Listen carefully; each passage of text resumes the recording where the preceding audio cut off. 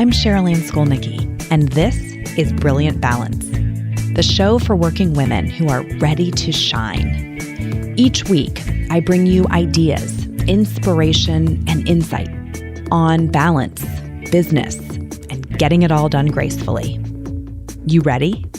Let's be brilliant. This is episode 193 of the Brilliant Balance podcast. Well, this week, you, I hope, are going to love this episode. We are talking about being strategically selfish. The question is, is it ever okay to do something that is just for you? And I have been hearing so much lately about the fact that we are burned out. That word has come up more and more and more. Like, I am just burned out. I think this is post-pandemic. It is post-school year. It is, we are like, oh my gosh, I have been running on fumes for so long. And yet we keep denying ourselves the right, the sort of inherent deservedness of taking a little bit of time to do something that is for ourselves. So as I was pulling together an Encore episode while I take a little bit of time away from the microphone, this one was an obvious choice. This episode was extremely well received when it aired originally. So many of you wrote to me saying, I got exactly what I needed out of this. And I want to give you that again today. So, whether this is new to you or whether you are hearing it again, this is my permission slip to you that it is in fact okay to do something for yourself. And I'm going to help you in this episode understand exactly why. So without further ado, here is the Encore episode of Strategically Selfish. The most selfless thing that you can do is to be selfish for a good reason. So what do I mean by that? What I mean by that is the things you're doing aren't inherently selfish or not, right? What makes them selfish or not is what you make of them. And I'm going to share with you as we open this episode, like a real example from someone that I was actually in an entrepreneur mastermind with. And he was telling the story that he had started a business, a fairly young guy. He was in his very early 20s. He had started a business and his dad actually asked him if he could have $2,000. And, this guy was doing pretty well, pretty early, and his dad needed the money. I think it was for a car repair, if I remember correctly. And he told him no. And he got called selfish. Of course he did. And his dad knew that he had $2,000 and that he wasn't parting with it. But the thing was, this young guy had a plan, and he was reinvesting that money into the business. 3 years later, he was able to retire his dad, like faithfully, right? Joyfully. He wasn't really being selfish about the $2,000. He was being purposeful. And seeing that decision as taking money out of his dad's pocket at the time, which I know for a fact he struggled with, right? It would have blurred his vision. He had to hold a bigger vision for himself and frankly for his parents than they were able to hold for themselves at that time. And, he wasn't a jerk about it. He explained what he was doing. He walked them through it. He asked for grace and patience. And man, did it pay off when a few years later, he was able to deliver a much bigger gift to them than what the $2,000 would have represented. So when you're making those choices to be, what I'm calling strategically selfish, you can't assume that everyone will get it. Sometimes they won't, right? Sometimes you'll have to explain it. Sometimes even when you do explain it, they won't get it. But when you are clear that your intentions are pure and that there is good purpose behind those actions, it really does start to change your perspective on, are they good or bad? Are they selfish or selfless? So this is really all about thinking through the short and the long-term impacts of your choices. Sometimes taking an action that looks selfish from the outside in the short term is actually for the greater good in the long term. And I'm going to walk you through a few different examples today, 4 different examples of places, areas, territories where you may view actions as selfish that I want you to think about the reframe. So the first one that I see a lot, and again, I work exclusively with women, right? Within Brilliant Balance, 100% of our clients are women.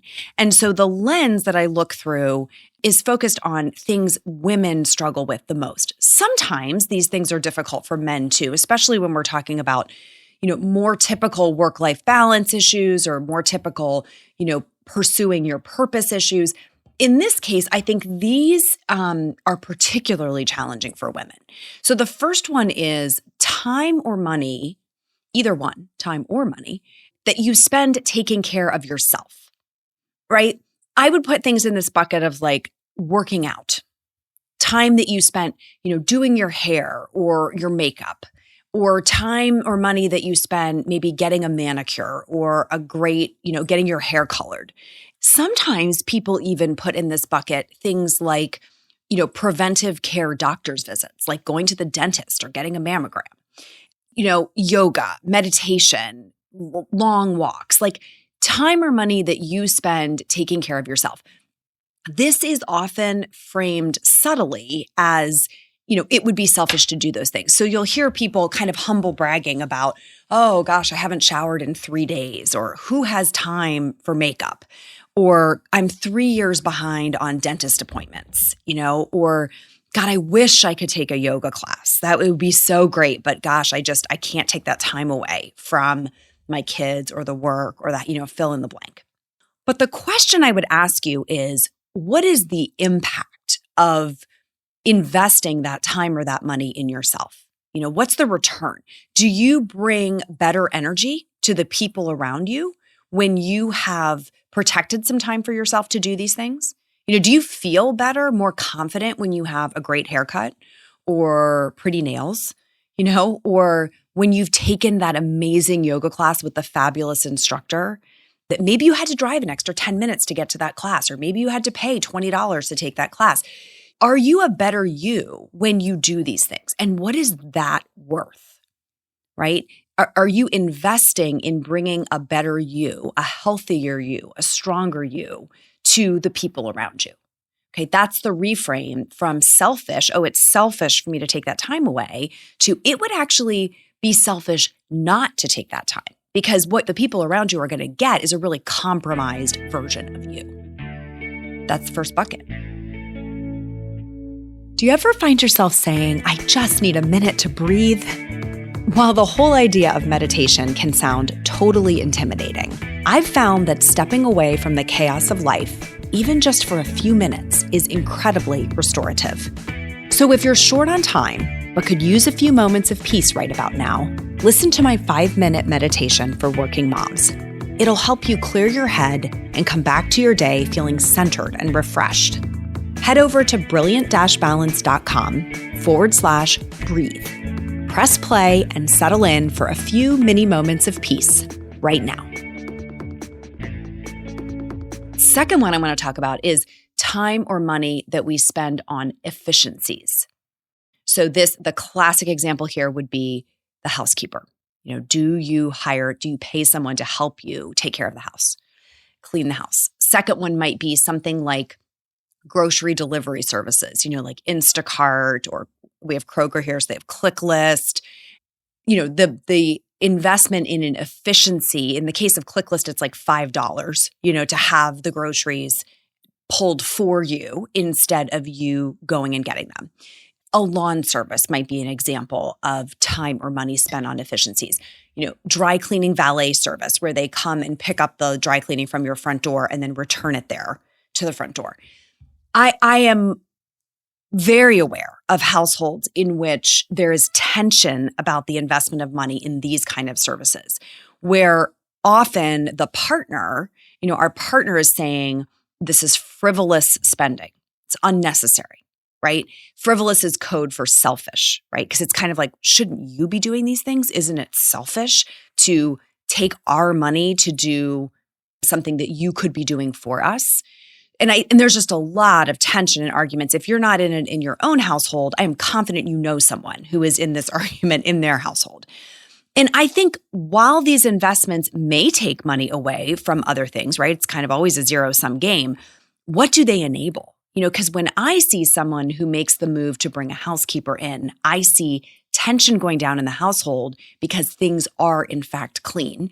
And I see weekends together, versus weekends spent working. These are strategically selfish investments. It is, yes, they are designed to make your task load easier. And the question is, what are you going to do with that gift? Right? What are you going to give back that's bigger and better than your time being spent cleaning the house or picking up the groceries, right?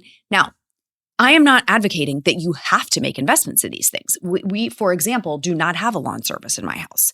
And we, go back and forth between using a grocery delivery service one week and then another week going to the grocery store. Like, you don't have to make these choices, but framing them as they're selfish and therefore I can't make them, that's the paradigm that I want to break. Because I will tell you, when ClickList does the groceries, I put the order together and my husband drives the 5 or 10 minutes to the store, picks everything up and brings it home and the kids unload it. That is hours back that can be reinvested in taking the whole family on a bike ride, right? That we would not otherwise be able to do as a family. They might be able to go while I was shopping for groceries. Okay, so reframing that as it's a selfless act to say, let me have the time better spent in other places. Third example is time or money that we spend on a hobby or a passion. And I am specifically drawing a line here at like unpaid hobbies and passions, okay? So it might be time that you spend crafting, like maybe you love to do crafts or scrapbooking. Maybe it's a book club. Maybe it's time, the extra time that you spend cooking something really amazing or baking on the weekend or in the evening. Maybe for you, working out is a hobby or a passion. Maybe you run triathlons and it takes hours and hours and hours out of every week to invest in that, right? When you tell like your 5-year-old, mommy's going to train, right? I'm going to the pool to train for my triathlon, or I'm going for a run or a bike ride. She just hears, mom is leaving me.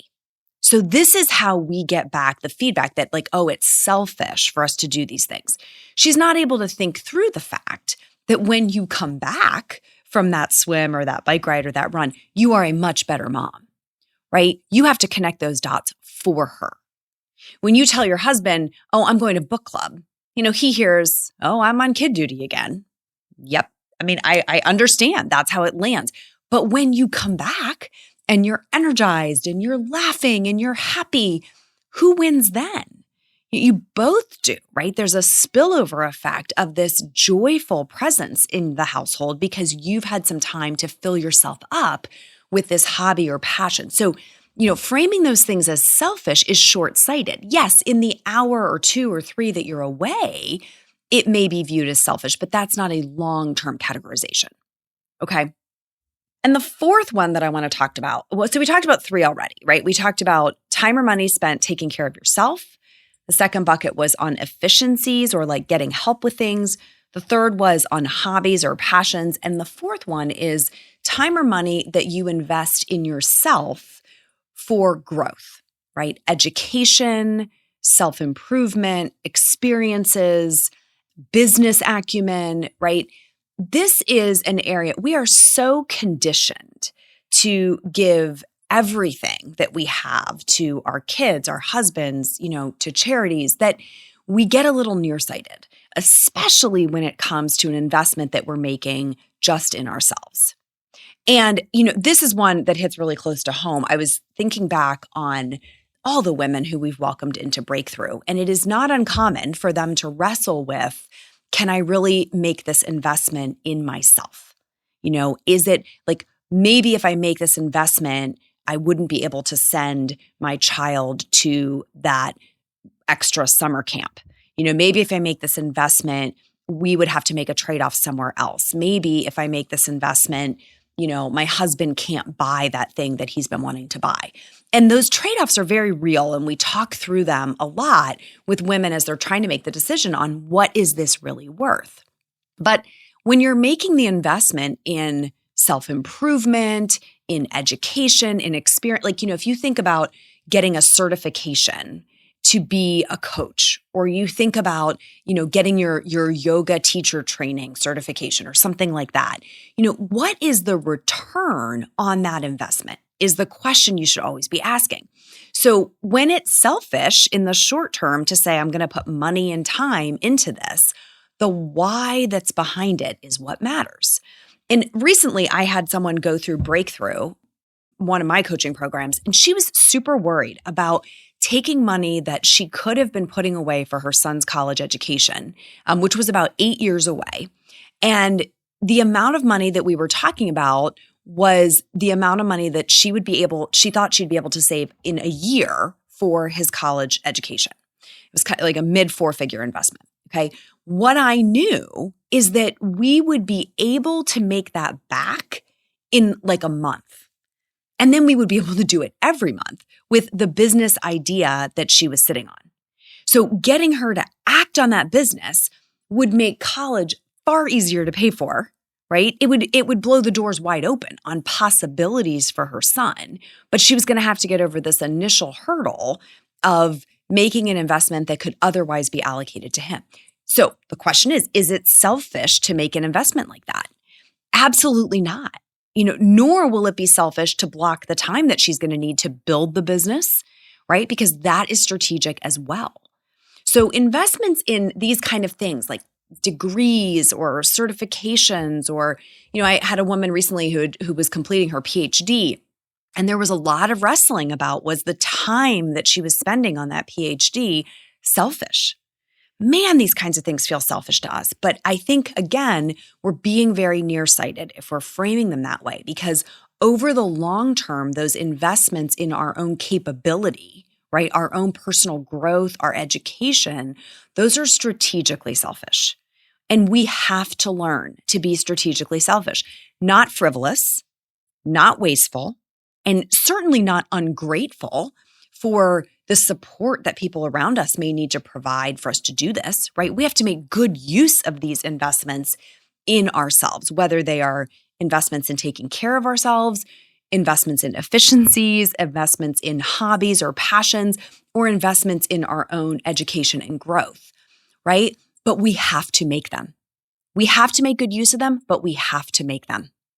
So that is my call for you today. My call for you is to go do something with that. If this opened something up for you on, wow, I am blocking myself from investing time or money in things that actually could pay dividends back to my family, I want you to go do something with that. Okay. And it is going to be powerful what this opens up for you. I see it every day from the seat I'm in within the Brilliant Balance community, and I want you to experience that for yourself. So next time, my friends, that we are together, we are digging into a really important question. It is, do you talk too much? And we're going to talk about why talking about our problems isn't always good. It's going to be a good one. All right. Until then, go find our Facebook group. Go into Facebook, search groups for Brilliant Balance, and request to join. We will welcome you in there. Follow us on Instagram. We have 2 accounts. There's one at Brilliant_Balance, and then mine personally is at CSchoolNikki. And leave a rating and review if you liked the show today. I read every single one of them, and they make my day. That's all for today, my friends. Till next time, let's be brilliant.